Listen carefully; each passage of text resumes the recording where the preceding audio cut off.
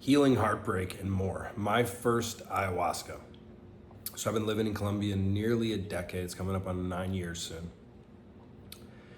And my first ever ayahuasca, I was a bit nervous, as one can be. I'd heard about ayahuasca, I think it was originally on some Joe Rogan documentary. And I remember my girlfriend at the time, this is maybe like 5 years before, was like, if you do that, everyone dies, or their heart stops or something. I was like, I can't imagine that's true. But like most people, I had some nerves going into it. It was a totally different experience. I'd taken mushrooms once, but I'd never worked with the plant medicine in like a proper ceremony. I took mushrooms with a group of friends, kind of in a semi-social, like in someone's house, and him and his brother are playing video games, and I'm sitting there talking to my body and going inside and going, did I imagine this? How did this happen? So I'm at a cafe, and I'm talking to a friend Tommy, and some guy comes up, some tall guy from South Africa. He says, hey, I heard you say, what was it? Ayahuasca, racing motorcycles, Tim Ferriss, and Tony Robbins or something. I guess that checked the boxes back then. And he's like, can I join the conversation? I'm like, sure. So he'd mentioned ayahuasca, sat down, told me he had this super life-changing experience, and he had been separated from his, I think, almost teenage sons, and found his life purpose through ayahuasca, and got on this mission to help fathers reconnect with their estranged kids. And it was just cool. I hit it off with the guy, and he's like, I'm like, well, you going again? He's like, yeah, I'm going in 3 weeks. I was like, I'm in. Totally random. One of the many stories here in Medellin, Colombia. So we went, I brought 3 friends, a couple is from the States, and then a friend from, where's she from? Australia.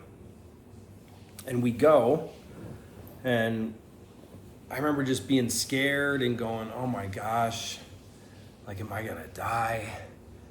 Like, how's my mom even gonna find out? We're on someone's balcony of their like porch at a house an hour from the city, and they're, talking in Spanish. I didn't speak hardly any Spanish at the time, or none at the time, and do these weird sounds called ícaros. It was just very foreign to me. Kind of like if you took someone who lived in the Amazon jungle and you brought them to a Jewish synagogue or a Catholic church, that would be weird to them, probably.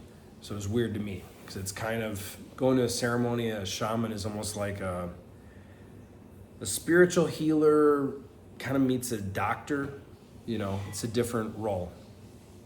And sitting there, and I drink my first cup. It doesn't taste too delicious if you've drank ayahuasca, if you've heard the stories. And it was weird. I had a breakup, and that was what brought me to Colombia. I was with a Colombian woman for a couple years in Chicago, and then broke up, got back together. She moved back to Bogota, which is kind of like Colombia's New York. And we did long distance. Then I came to Colombia, and I was in Bogota a month. Broke up, and I'm like, what do I do? Ended up, set up, I guess I'll check out Medellin. I feel silly, I uprooted my life here to Colombia, and now in less than a month, I'm broke up. What do I do? So I'm in Medellin. It's been 6 months since that breakup. So it was about August, towards the end of August, if I remember correctly, like August 19th, 21st, something like that, of 2017. And it's hard to put into words, because if it's like, the relationship just ended in that moment, or I healed something, or I'd been in this place for 6 months of, this was the most compatible woman I dated. Did I do the wrong thing? Should we have been together? Should we have broken up? So I was in this unease for 6 months. We talked a couple times. And to do my best to put it into words, I simply understood, maybe you've heard this metaphor, it's a reason, a season, a lifetime. Meaning, this thing happens in your life for a specific reason, a season, a matter of time or a lifetime. And I just understood that our time to come together happened for a reason, to learn and grow. I don't remember exactly what it said when it showed me, and it was a season. And being in 6 months of kind of angst, being in Medellin, which can be a wild city, kind of like the Las Vegas of South America, I didn't have much fun. I wasn't going out and partying and doing this and doing that, a little bit, but not really. It's pretty boring for the first few months.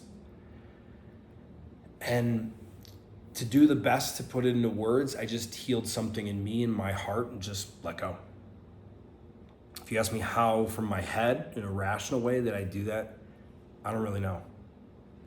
I never looked back after that day. I never wondered, are we supposed to be together? Did I do the wrong thing? I just knew it was destined. It was the right thing that happened. It was the right thing that we were together. It was the right thing that we broke up.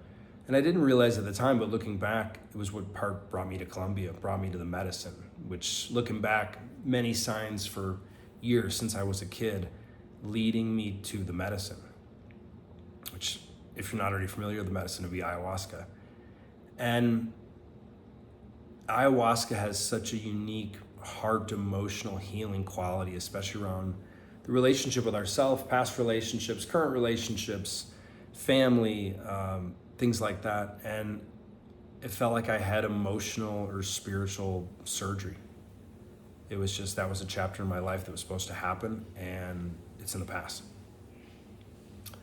The second night with ayahuasca, so my first night was, I guess, beautiful or clarifying, or I think at one point I was flying around in the galaxies and with the stars, and it was esoteric and didn't really make sense to my rational mind. And then the next night, it was just hard. It just felt difficult. I didn't purge or vomit. And then at a certain point, I was in the bathroom and I was just really afraid. Really, really afraid. And in that state of fear, from what I remember, it was just this release of fear. And no one likes the ayahuasca purge on the surface.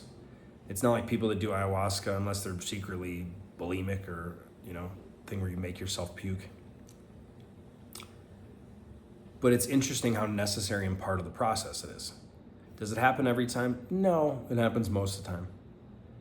And it was like when you have something keyed into your body, your nervous system, your mind, more so your body and your energy, you can remember something, I thought this is what happened, but then it takes you back 20 years, and like, this is the original thing that happened that started this emotional breakdown, this problem, and you just purge, you vomit. And it was vomiting up fear. Looking back and thinking about it now, fear of who I was stepping into, fear of who I was becoming. I won't mention the name, I saw he's much more famous now, personal development teacher on top of a mountain, and he works only with men. And I saw him and another woman, and I later found out, years later, that woman was his only female client that went through his men's program. I had no idea. That wasn't public information. I saw one other guy I knew as kind of an acquaintance through Facebook. And looking back, it's amazing, this interconnectivity.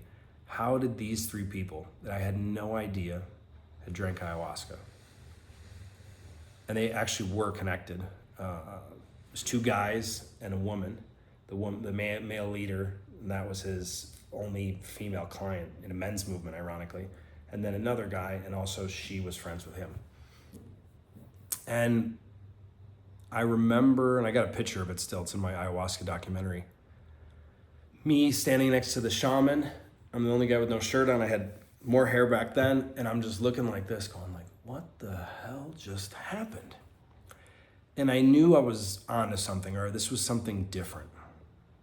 Not like I'm the first bald white guy that ever found ayahuasca, but I just knew this was something different to awaken in me, to learn, to share, to grow through.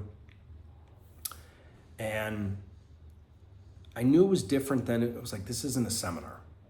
This isn't a mastermind. This isn't a coaching session. This is something deeper that I couldn't, and in many ways I still can't put into words, especially rational words. It's something more you know, you sense, you feel. And that was me, 2 years of that relationship. We've been apart 6 months. And I don't think that was the intention. Actually, I know it wasn't the intention. The intention why I went was healing a broken heart, or letting go, still connected to my ex-girlfriend, still not sure if we should get back together. And life, ayahuasca, relationships, they don't always give you what you want, but they give you what you need. Now that I think about it, I had Lyme disease and I was sick and had weird stuff going on in my body at the time, and that's why I went. And the ayahuasca worked on relationships. It worked on, ceremonies later. I'll never forget looking in the mirror. And it was like I literally saw myself for the first time in my life. I saw myself just as this being, as Phil, or maybe beyond Phil, as a soul. And I remember looking at myself, tired, probably extra skinny from puking. And I was like, I'm a good person. And it was just different. It wasn't like, oh, when I have that apartment, then I'll be good enough. When I have a new truck, when I have a new girlfriend, when I have this money, when I hit some kind of accolade, it's just a deepness in me that knew I was complete, that knew I was special, that knew I was worthy of love in a way I'd never experienced.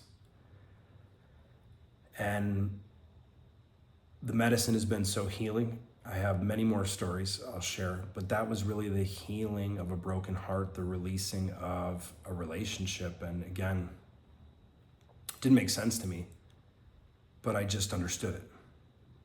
And I've never, ever looked back since that day.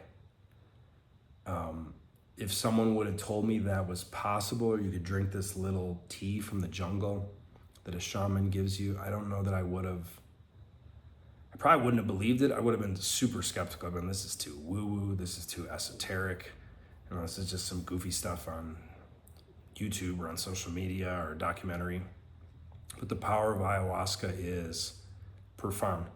And it's been a part of my life, a big part of my life since then. And to now share these stories and to put it out there to people that it'll impact, and that's why I made my documentary, and to spread the word also as a short, bald, white guy from Wisconsin living in Colombia and learning the absolute power of this medicine when it's treated with respect and reverence. And an invitation,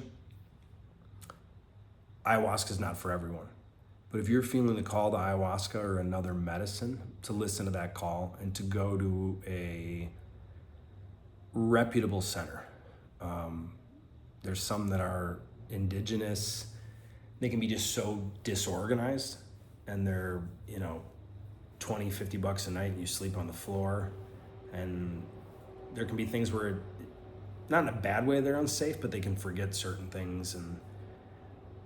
And there's things that are $1,000 a day that are ayahuasca spas. And those have generally manipulated, from my experience, the tradition. So what I've found is a place that honors the indigenous traditions of that way, that tribe of the medicine. And then it has some Westerner structure. The place I went to called La Ceiba, owned by a Canadian guy, and they have a shaman that comes in from Putumayo, like the Amazon jungle in Colombia. So if something's hurting you, or you're looking for clarity or a decision, you're getting the call from ayahuasca. A lot of people overthink it, especially Westerners who make it so hard. I gotta have all these intentions. If the phone's ringing, pick up the call. Go to ayahuasca, go to that ceremony. Listen to your heart. You know more than you think you do. Thanks for tuning in. It's Phil.